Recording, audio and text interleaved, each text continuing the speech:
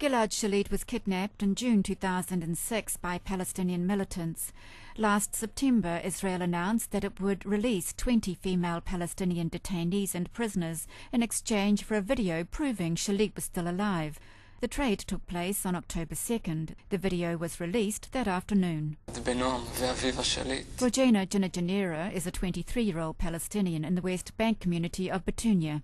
She was imprisoned for trying to stab an Israeli soldier last year and was among the 20 women Israel freed in exchange for that video. She says she is cynical of any peace effort. We spent years negotiating, years pursuing nonviolence, and we achieved nothing. But the armed struggle reaches something. Right now, 1,000 prisoners will be released. 1,000 will be released in exchange for one soldier. So I think armed struggle is our only choice. So far, Israel has refused Hamas's demand for the 1,000 Palestinian prisoners in exchange for Gilad Shalit.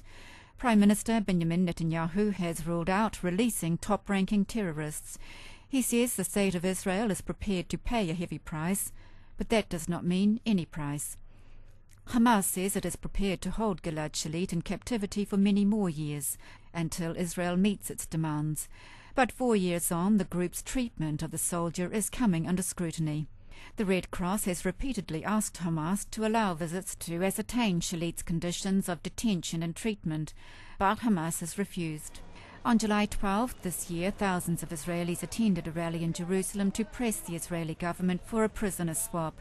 At Auckland's Hebrew congregation last week, Israelis and New Zealanders met with the Israeli ambassador to rally support in New Zealand.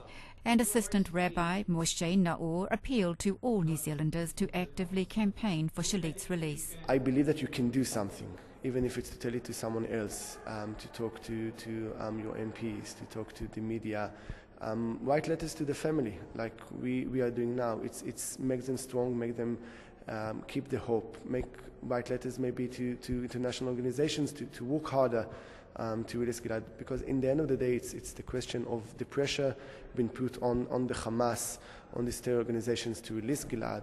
Deb Levy is the same age as Gilad Shalit, and that struck her during the meeting.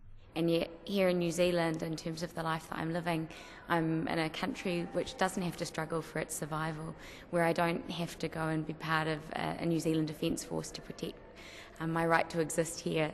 Addressing the group, Sylvia Bell from the Human Rights Commission said her investigation into Gilad Shalit's case was most dispiriting.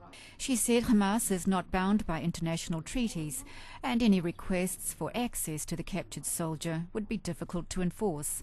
For many, like Deb Levy, Shalit's lack of contact with his family or the Red Cross is heartrending. And it's been 4 years now that he's been in captivity.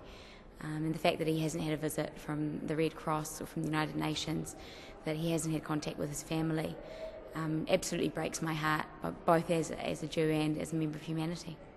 Despite the lack of information, Auckland's Hebrew community continues to pray and hope. We feel passionately about Gilad Shalit. It simply breaks our heart that he has been in captivity for so long, that he has been away from his family, kept with barely a word to them. He is a member of the Jewish people. We love him and we miss him.